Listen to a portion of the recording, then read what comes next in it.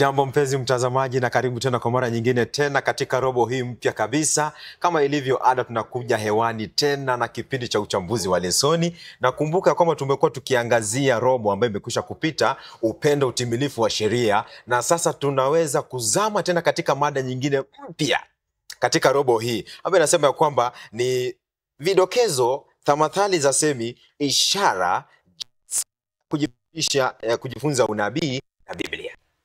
Katika robo hii tunaangazia leseni ambayo inazungumzia kuhusu kwa undani sana tamathali za usemi, kuweza kujifundisha unabii katika Biblia takatifu. Hivi umekuwa na tatizo la kuweza kufahamu unabii? Hivi umekuwa katika hali ya kuchanganyikiwa? Unabii unapoanza kuzungumziwa unakuwa katika hali ya kusema kwamba mimi unabii si upendi? Basi karibu katika fundisho hili. Mimi naitwa kaka Yoba Kennedy, na kama ilivyo ada kwenye jukwaa la uchambuzi wa lesoni, sipo peke yangu. Hapa niko na mwalimu Ustadi Tony Obuya. Mwalimu Ustadi, karibu sana katika fundisho la siku leo. Shukran sana kaka. Hujambo na karibu popote pale ulipo. Ni fahari yetu tena kuweza kujumuika nawe pamoja katika safari nyingine, robo nyingine mpya, kuweza kuchanganua neno lake Mwenyezi Mungu, haswa mafunzo ya unabii. Karibu sana. Asante sana mwalimu wangu. Kwa hivyo umekuwa vizuri kabisa. Kumekuwa kwema. Asante sana. Na mpenzi mtazamaji, utakapotazama kwenye meza yetu hapa, utaona kuna kitabu kimetengezwa vizuri sana. Maana katika robo hii tunaenda kuangazia masuala ya unabii. Kwa hivyo kitabu hiki kimeandikwa na shirika la wana Amazing Facts, na kinachambua maandiko kwa mujibu wa unabii kuweza kumuinua Yesu juu sana. Kwa hivyo unaweza kujipatia nakala hii na kuweza kuisoma kwa undani sana, maana tungependa kumjua Yesu sana. Karibu sana katika fundisho la siku ya leo na mwalimu wangu. Hebu tuombe kabla tuweze kuanza. Tuamini na tuombe. Mtakatifu Mungu Baba yetu, ni fahari yetu tena kuweza kuja mbele za watu wako, ili tuweze kuchanganua maandiko, tupate kuyafahamu. Maanake kwa kuyafahamu kuna nguvu na uwezo wa kutakasika na kuwekwa huru. Basi ufungue fahamu zetu pamoja na fahamu za mtazamaji, ili tutakaponena Roho wako atuongoze tupate kuijua kweli. Ya kwamba tutakapojua kweli tuweze kufikia kukujua, na huko kukujua ndiko uzima wa milele. Tuongoze hadi tamati, katika Kristo Yesu tumeomba tukiamini. Amina. Amina. Amina. Asante sana. Kwa hivyo tunapoanza katika mada yetu ya kwanza, katika robo hii mpya kabisa ya unabii, anasema ya kwamba hapa hivi ya kwamba kanuni kadhaa za unabii. Kanuni kadhaa za unabii. Tuelewe vipi kwanza mada ya juma hili nzima? Kanuni kadhaa za unabii, tukirejelea sehemu ya utangulizi. Unalipa la kusema pale mwalimu wangu? Wajua, neno la unabii ni neno ambalo Mwenyezi Mungu anapoleta unabii sana sana huwa anatumia ishara mbalimbali ama tamathali za semi, jinsi ulivyosema katika mada kuu ya robo hii. Kwa hivyo kuna hitaji la kuwa na muongozo fulani. Kwa hivyo hivi kwamba tupate muongozo adilifu ambalo linatufikisha katika kweli dhabiti la Biblia, pana hitaji ya kuzingatia miongozo fulani. Sasa hiyo miongozo fulani ndio tunasema ni kanuni za nini? Za unabii. Na mwandishi amesema kanuni zipo kadhaa. Kwa hivyo muda pengine hautaturuhusu kuyaangazia yote. Lakini tutadokeza tu yale machache ambayo tutaelewa. Amekwisha kusema pale. Kwa hivyo tunapata kwamba kumbe kuna jinsi ambavyo unabii ungependa kuweza kufasiriwa. Kwa hivyo katika juma hili nzima tunaenda kuangazia, je, wewe kama mpenzi mtazamaji, unapokuwa pale nyumbani, utakapokuwa unaanza kuelewa fundisho hili la unabii, utalielewa vipi na tunatumia vitu gani, aina gani ili kuweza kuelewa unabii? Maanake wengi wamekwisha kuchanganyikiwa. Wanasema fundisho hili ni ngumu sana. Hata likifundishwa kanisani watu hawarejei. Yaani ni ngumu zaidi. Lakini hapa tunakwambia kwamba fundisho hili ni jepesi sana. Unalivyo la kusema pale katika sehemu ya utangulizi. Anasema pale Yeremia katika fungu letu kuu hapa. Wajua ulivyosema mtumishi, watu wengi sana wameogopa mafundisho ya kiunabii. Na ni kwa nini pengine niulize mwalimu wangu, kwa nini wanaogopa fundisho hili lakini? Huwezi tu ukawalaumu peke yao, manake kuna pia wingi wa ufasiri. Kuna mitazamo mbalimbali. Ishara moja ikionekana pale, mtu huyu anatokea na ufasiri wake. Mwingine tena anatokea na ufasiri wake ambao ni kinyume cha ufasiri ule mwingine. Kwa hivyo huku kuchanganyikiwa ndiko kunafanya watu kujiuliza, je, Aha. ikiwa wale wachanganuzi wa kiundani sana wa unabii hawawezi kukubaliana, je, sisi watu tu wa kawaida? Sasa pale ndipo Yeremia akasema 9:23 katika fungu letu kuu la juma hili nzima. Anasema Bwana asema hivi, mwenye hekima asijisifu kwa sababu ya hekima yake, wala mwenye nguvu asijisifu kwa sababu ya nguvu zake, wala tajiri asijisifu kwa sababu ya utajiri wake.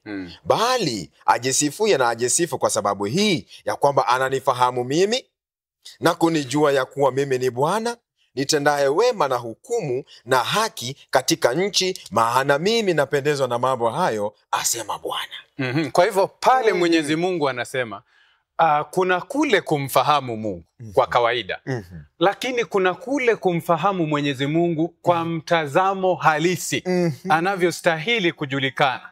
Aha. Kwa hivyo kuna wale wanaweza sema namfahamu Mwenyezi Mungu, lakini mtazamo wako wa Mwenyezi Mungu ni kweli kabisa. Naye Paulo anasema katika Wakorintho wa kwanza 1 fungu lake la 10. Wakorintho wa kwanza 1 fungu lake la 10. Kwa kuwa tumesema kuna baadhi ya ufasiri, jinsi ambavyo watu wanafasiri unabii. Kweli kabisa. Kuna maoni mbalimbali kuhusu zile ishara ambazo zinatumika. Lakini kuna hitaji la kuwa na umoja wa ufasiri. Anasema vipi? Anasema hivi, basi ndugu, nawasihi kwa jina la Bwana wetu Yesu Kristo, kwamba nyote mnene mamoja, wala pasiwe kwenu faraka, bali muhitimu katika nia moja na shauri moja. Kwa hivyo hata shauri au kauli ya kuhusu unabii, kuhusu zile ishara, kuhusu zile temathali za semi ambazo zinatumika pale, pia unahitajika kuwa na mtazamo gani? Mtazamo ambao unaeleweka na wa umoja. Mtazamo wa umoja. Yani mnene mamoja. Kauli iwe ngapi? Moja. Kauli iwe moja, maana yake Bwana aliyetuita ni moja. Imani ni ngapi? Moja. Roho ni wangapi? Moja. Na ubatizo ni ngapi? Moja. Kwa hivyo kila kitu pana hitaji la umoja, kwa kuwa ule umoja ndio dhihirisho tosha ya kwamba Mwenyezi Mungu tunayemwabudu ni mmoja. Sasa pale mwalimu wangu, hivi ina maana ya kwamba kumbe mwalimu anapoanza kufundisha fundisho la unabii hapa Kenya, ya kwamba anapolifundisha linapaswa liweze kufanana na mwalimu mwingine ambaye anafundisha kule Tanzania. Kwa hivyo liwe ni fundisho moja. Kwa hivyo hebu niulize tu kwa muhtasari hivi. Kwa hivyo ala za kuweza kutumia ili ziweze kutusaidia kuweza kuwa na umoja katika mafundisho yetu ni ala zipi kama hii? Ukisoma katika Wakorintho wa kwanza 2 fungu lake kuanzia fungu la 10, 2 fungu lake la 10, fungu la 9, wacha fungu la 9. Fungu la anasema hivi, anasema lakini kama ilivyoandikwa, mambo ambayo jicho halikuyaona wala sikio halikuyasikia wala hayakuingia katika moyo wa mwanadamu, mambo ambayo Mungu aliwaandalia wampendao. Fungu la 10. Lakini Mungu ametufunulia sisi kwa Roho, maana Roho huchunguza yote, hata mafungo ya Mungu. Kwa hivyo mojawapo ya ala ambazo Mwenyezi Mungu ametupatia kuweza kufikia ufasiri halisi, maana halisi ya yale mafumbo ambayo yanatumika katika unabii ni Roho Mtakatifu. Amina. Alafu ukifikia fungu lake la 13, fungu la 13 anasema hivi, nayo twayanena si kwa maneno yanayofundishwa kwa hekima ya kibinadamu, bali yanayofundishwa na Roho, tukiyafasiri mambo ya rohoni kwa maneno ya rohoni. Kuyafasiri mambo ya rohoni kwa maneno yepi? Maneno ya rohoni. Yaani kwa lugha nyingine tuweza sema hivi kwamba tupate kufafanua maana ya mambo yale yaliyoandikwa kama mafumbo kwa Biblia. Pana hitaji ya kutumia neno lenyewe. Yaani Biblia laeleza maana yake lenyewe. Kwa hivyo mojawapo ya ala ni Roho Mtakatifu. Roho Mtakatifu. Lakini kuna ala nyingine ya kwamba Biblia yenyewe Biblia yajieleza. Nabii Isaya alisema katika Isaya 28 fungu la 10 la kwamba lazima ni sharti tutie nini? Amri juu ya amri, kanuni juu ya kanuni, torati juu ya nini? Torati. torati juu ya torati. Tutafute huku kidogo na huku kidogo na huku kwingine kidogo. Kidogo. Kwa hivyo tunapata ya kwamba, mpenzi mtazamaji, ikiwa ungependa kuweza kuelewa sana fundisho hili la kiunabii, kwa hivyo kuna ala mbili za kipekee sana. Kuna Roho Mtakatifu. Unapoanza kusoma unabii, kwanza kabisa jishushe chini, kubali Mungu aweze kuongoza. Jambo la pili ni kwamba kuwa msomaji wa neno. Kwa hivyo tunapata pale kwamba katika sehemu ambayo inafanya kwamba asomaye na afahamu. Kwa hivyo tunapata kwamba kwa ala ya kwanza inaanza kutamkika pale. Kwa hivyo tuielewe hii ala vipi, mwalimu wangu Ustadi Tony hapa? Tunaposema anayesoma na apate kuelewa, sio maneno yetu tu. Ni maneno yake Kristo Yesu. Mathayo 24 fungu la 15. Mathayo 24 fungu la 15. Ni yepi ambayo Kristo alikuwa akizungumzia akafikia hali ya kusema kwamba naye asomaye apate kuelewa. Inasema hivi, basi hapo mtakapoliona chukizo la uharibifu lile lililonenwa na nabii Danieli limesimama katika patakatifu, asomaye na afahamu. Asomaye na afanye nini? Afahamu. Kwa hivyo akizungumzia Danieli ambaye alikuwa mtu wa aina gani? Alikuwa nabii. Na Danieli alikuwa nabii. Na amesema kuna chukizo la nini? La uharibifu. La uharibifu. Kwa hivyo Kristo Yesu anasema mtakaposhuhudia chukizo la uharibifu ambayo Danieli alizungumzia. Na anasema basi asomaye Danieli apate kuelewa maana ya chukizo la uharibifu hili. Sasa mwalimu wangu pale, manake sasa tuko hapa na sisi tumesoma, basi sisi tuwafahamishe chukizo la uharibifu sasa ni lipi hili hapa. Wajua kuna watu wengi wamepata ufasiri mbalimbali. Kuna wengine wanasema huyu alikuwa mfalme fulani wa Rumi ya kipagani na wakati wake ulikuja ukaishi. Wengine pia wanasema hilo chukizo la uharibifu litaja watu wa Mungu wakiisha pale kwa mbinguni eti sijui kuna miaka 7. Lakini Biblia inaeleza ya kwamba unabii unatiririka ama unafululiza kihistoria ya dunia. Kwa hivyo katika kule kufasiri kuna hitaji ya kwanza kuwa na msingi ambao tunasimamia. Msingi thabiti. Tunaposema chukizo la uharibifu ama la ukengeufu. Ukisoma Ufunuo 1:3. Ufunuo 1:3. Maandiko matakatifu yanasema hivi, kitabu ni cha Ufunuo 1, mstari wake ni wa 3. Anasema hivi. Anasema heri asomaye na wao wayasikiao maneno ya unabii huu na kuyashika yaliyoandikwa humo, kwa maana wakati ukaribu. Wakati ukaribu. Kwa hivyo pana hitaji yetu sisi kuweza kusoma tena kiundani. Lazima tuwe wasomaji. Hivi kwamba tuelewe, ingawa funzo hili ni pana sana. Lakini hivi kwamba tuelewe chukizo la uharibifu, pana hitaji la kusoma lile fungu katika muktadha wake. Pana hitaji la kusoma lile fungu katika muktadha wake. Kitabu kilikuwa ni cha Mathayo. Iko pale katika Mathayo 24. Kristo Yesu alikuwa anazungumzia mambo ya nyakati za mwisho kabla ya kurejea kwake, sio baada ya kurejea kwake. Kwa hivyo hata ukisoma pale kwa muktadha wake utapata kugundua yako mtu akikueleza eti Kristo atarejea kwanza awachukue watu wake, ndipo chukizo la uharibifu litatokea. Unaona huyo tayari amekimbia nje ya nini? Nje ya mada. Nje ya muktadha wa usemi wake nani? Wake Kristo Yesu. Unaona?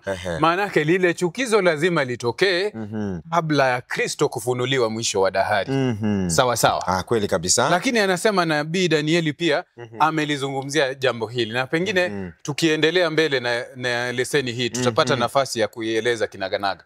Lakini kwa sasa hivi tunafahamu tu ya kwamba hili chukizo ambalo ni chukizo la uharibifu, yani ni kama kwamba ni mpinga Kristo. Wacha tuseme ni mpinga Kristo. Utawala wa mpinga Kristo lazima utatokea kabla ya kurejea kwa nani? Kwa Kristo Yesu. Na ile alama ama chapa ya mnyama lazima itakuwepo kabla ya kurejea kwa nani? Kwake Yesu kwa Kristo Yesu. Sasa tukisoma inatugharimu kuelewa, na hivi kwamba tuelewe lazima tuje kwa unyenyekevu jameni, na tuache Biblia ijieleze yenyewe jinsi ilivyojieleza tu papo hapo, ya kwamba huyu hawezi kutokea kabla ya Kristo kutokea. Lazima atokee kwanza, ndipo Kristo aweze kufunuliwa mwisho. Kwa hivyo hii ina maana ya kwamba ikiwa tungependa kuelewa unabii kabisa, jambo la kwanza ni vizuri sana kuweza kusoma maandiko ya Mwenyezi Mungu, na Roho atazidi kutufunulia sana. Kwa hivyo hapa tunapata kwamba unajua wakati mwingine ni vigumu sana kueleweka. Wakati mwingine unaweza enda kwenye duka kununua dawa. Na unapoenda kwenye duka kununua dawa, unasema kwamba nisaidie na Panadol.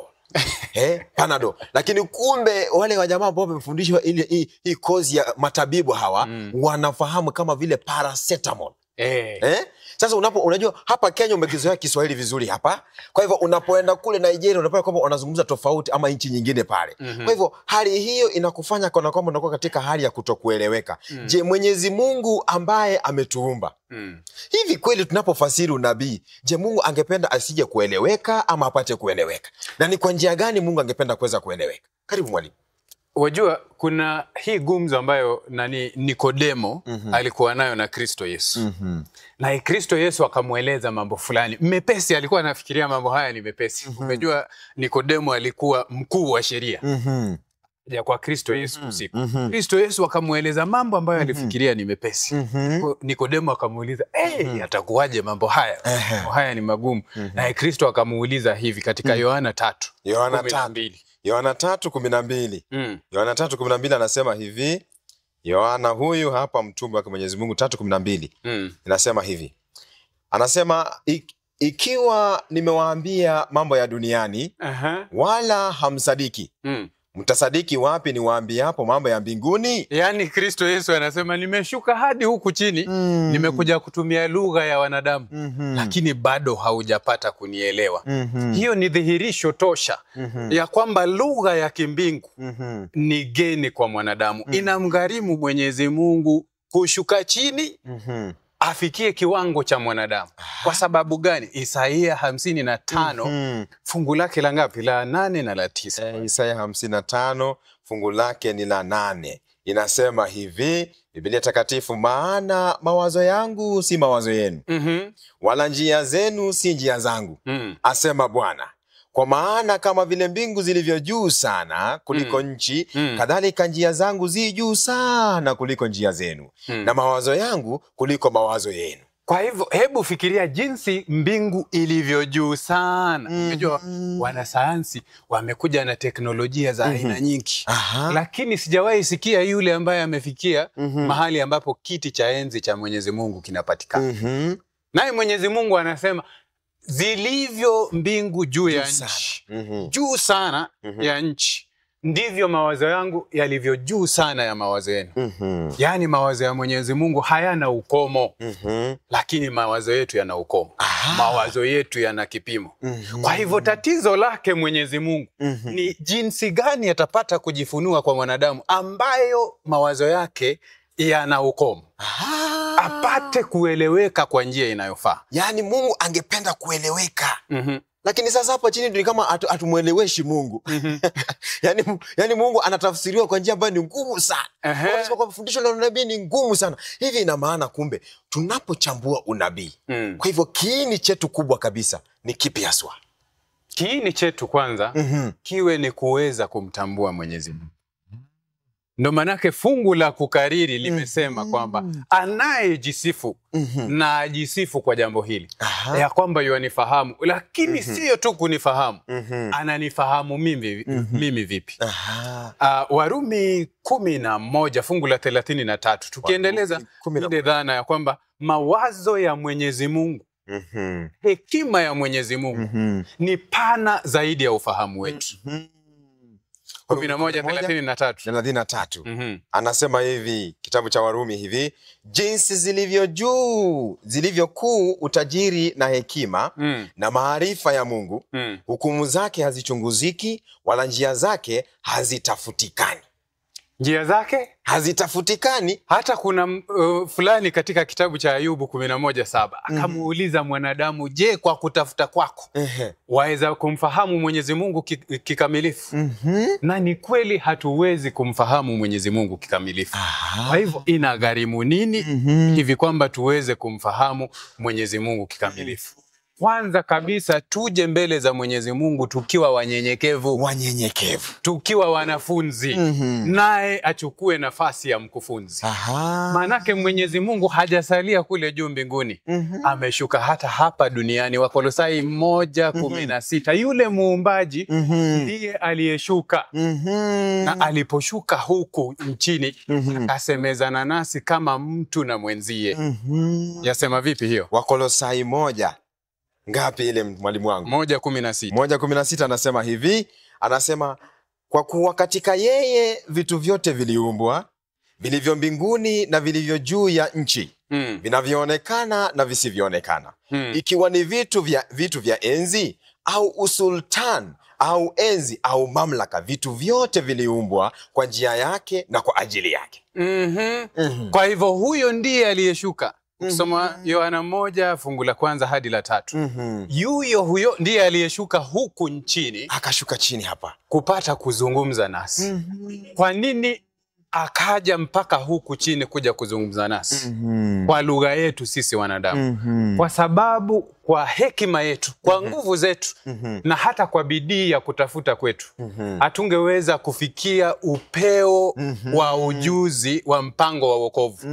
Lakini nia, madhumuni na azma ya Mwenyezi Mungu ni kwamba mwanadamu, yani sisi, mimi nawe, tupate kufahamu wema wa mpango wake wa wokovu kwetu sisi. Asante mwalimu wangu. Ndio kwa sababu mahali fulani pia katika Biblia ikasema hivi, ya kwamba Yesu kujiona kule kuwa sawa na Mungu, ya kuwa ni kitu cha kushikamana nacho. Bali aliacha utukufu na enzi mbinguni, akaja akawa kama maskini. Na akaweza kutukomboa kupitia katika damu yake pale msalabani, ili apate kujipatia kanisa tukufu lisilo na kunyanzi. Hivi ina maana kwamba kumbe Mungu anatufundisha unyenyekevu. Kwa hivyo ili kuweza kuelewa unabii lazima tuwe wanyenyekevu. Kwa hivyo Kristo anatufundisha msingi wa kipekee sana. Hebu fikiria tu, mtu tajiri. Wewe ni mtoto wa tajiri. Alafu unaacha kutembea na magari, unaanza kutembea na miguu.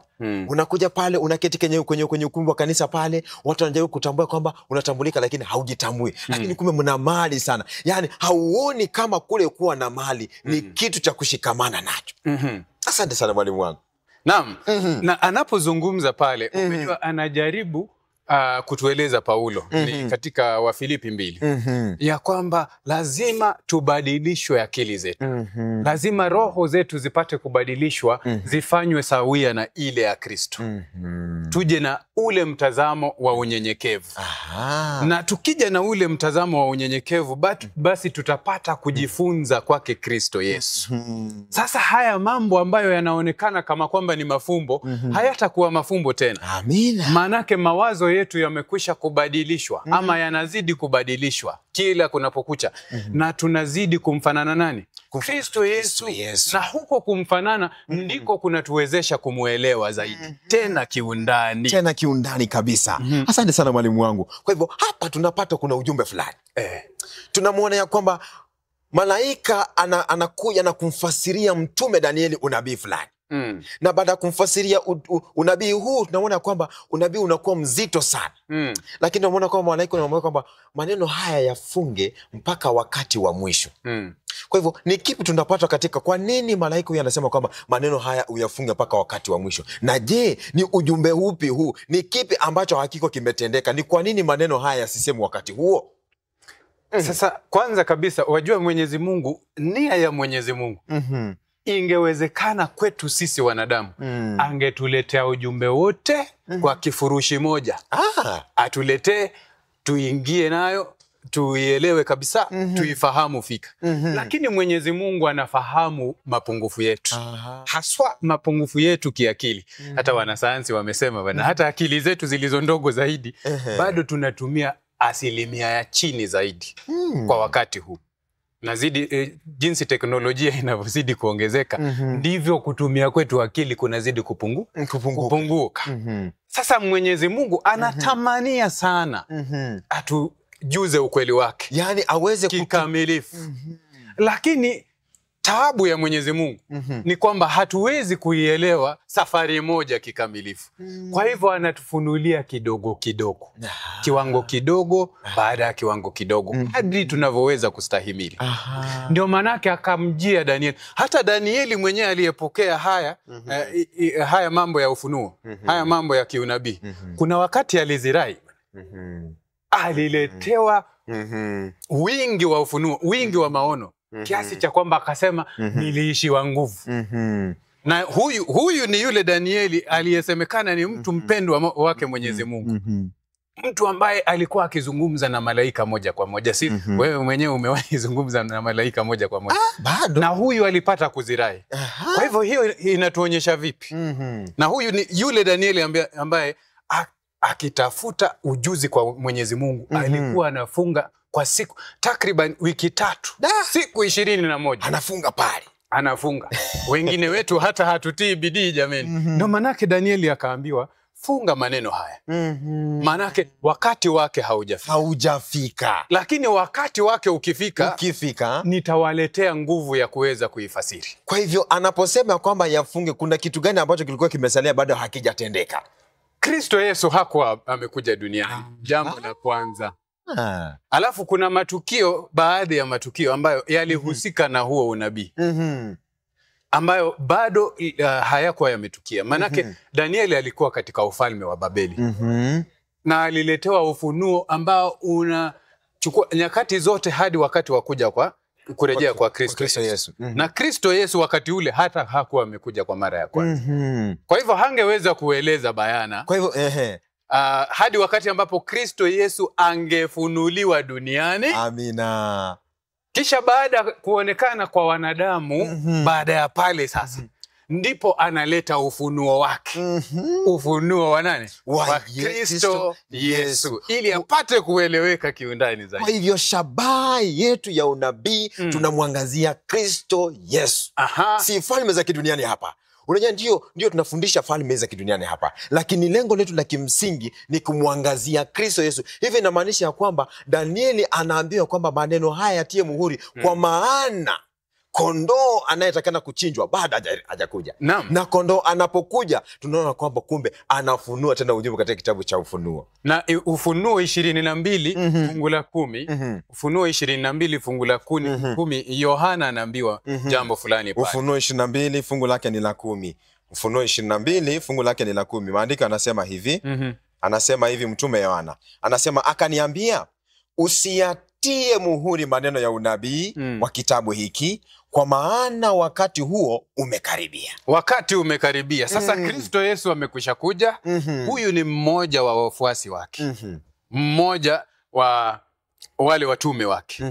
Na anapomletea ufunuo anasema sasa kwa kuwa wakati umekaribia, usifanye nini? Usiyatie yale maneno muhuri. Maanake umefika wakati ambapo yanaweza kueleweka sasa vizuri, kwa kuwa Kristo Yesu amefanya nini? Amekwisha kujitokeza. Na Kristo Yesu alipojitokeza alisema mambo kama haya katika Luka 24 fungu la 27. Luka 24 fungu la 27. Mtume hapa hivi anasema hivi 24:27. Tutasoma kwa upesi kabisa hapa. Anasema akaanza kutoka Musa na manabii wote, akawaeleza katika maandiko yote mambo yaliyomhusu yeye mwenyewe. Kwa hivyo Kristo Yesu alipokuja akisemezana na wanadamu, kiini chake kilikuwa kutueleza ya kwamba yale mambo yaliyonenwa na manabii Musa yalikuwa yanamhusu yeye Kristo Yesu. Na ikiwa kutakuwepo nabii yeyote atakayetokea baada ya pale, ni sharti azungumze haswa kumhusu nani? Kumhusu Kristo Yesu. Kumhusu Kristo Yesu. Ndio manake bado tunarejelea lile fungu la kukariri ambalo linasema ya kwamba mtu ajisifu kwa jambo hili, ya kwamba anamfahamu Mwenyezi nani? Mwenyezi Mungu. Ya kwamba anatenda wema, anaonyesha haki yake, na anamjua Bwana. Anatenda wema, anaonyesha haki na hukumu katika nchi, na anafurahishwa katika mambo haya. Anafurahishwa katika mambo hayo kabisa. Kwa hivyo mpenzi mtazamaji, katika fundisho la siku leo tunapata ya kwamba kumbe katika kuweza kuelewa fundisho la unabii si ngumu sana. Fundisho la unabii ni fundisho jepesi sana kwa sababu shabaha yetu tunamtazamia Kristo Yesu. Tunamchunguza Kristo Yesu, tunamfunua Kristo Yesu ili apate kueleweka. Licha ya kuwa ndio tunazungumzia matukio ambayo yametendeka katika historia, lakini tunatazamia Kristo Yesu huyu. Kwa hivyo unapoanza kusoma unabii, hautaweza kuuelewa kwa wakati mmoja. Utaanza kufunuliwa kidogo kidogo, kisha baada ya kufunuliwa kidogo utakuja kujua zaidi sana. Kwa hivyo la msingi sana ni kuweza kujinyenyekeza ili Mwenyezi Mungu aweze kutumia. Kwa hivyo mwalimu wangu, ungependa kusema kwa muhtasari tu, ungependa kusema nini? Ningependa maana muda wetu umekwisha kabisa. Jambo la muhimu mtumishi ni ya kwamba tumezungumzia kanuni mbalimbali lakini muongozo mwafaka kwa yule ambaye anajifunza funzo la unabii ni kwamba unabii ni njia mojawapo tu ya kutufunulia Mwenyezi Mungu ni mtu wa aina gani, tuseme hivyo. Ukimfahamu Mwenyezi Mungu kwa ule mwongozo tuliopewa kwa Yeremia, basi huwezi kosea katika ufasiri wa unabii. Amina. Asante sana. Kwa hivyo mpenzi mtazamaji, tutakomea hapo kwa siku ya leo, na kama ilivyo ada, kabla ya kuweza kuondoka katika jukwaa la uchambuzi wa lesoni, wakati kupata ombi la mwisho kutoka kwa mtumishi wa Mwenyezi Mungu, mwalimu Ustad Tony Obuya. Tukutane tena juma lijalo wa saa na siku kama ya leo katika uchambuzi wa mada ya lesoni. Tuamini na tuombe. Mtakatifu Mungu Baba, si kwa hekima yetu, sio kwa nguvu zetu, sio kwa uweza wetu, na sio kwa maarifa yetu, bali ni kupitia kwa Roho wako Mtakatifu tunapata kujua ukweli, na hata tunapata kukujua wewe, Mungu wa pekee wa kweli, na Kristo Yesu uliyemtuma. Hebu tunaposoma maandiko ya unabii, utupe uwezo wa Roho Mtakatifu, hivi kwamba tunaposoma tuweze kufikia kile kiwango cha kukujua kama Mungu upendaye kutenda haki na wema na hukumu katika nchi. Ili katika kujua mambo haya, hata sisi tubadilishwe, tufanywe katika sura yako. Hata sisi tutende wema kwa watu.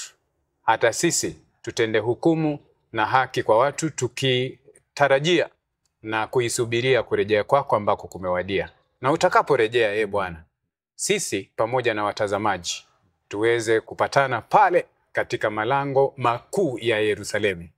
Hadi kufikia pale, utuongoze na utuzingire mpaka tufikie kipindi kingine tena, katika jina la Kristo Yesu tumeomba kwa imani. Amina. Amina. Amina.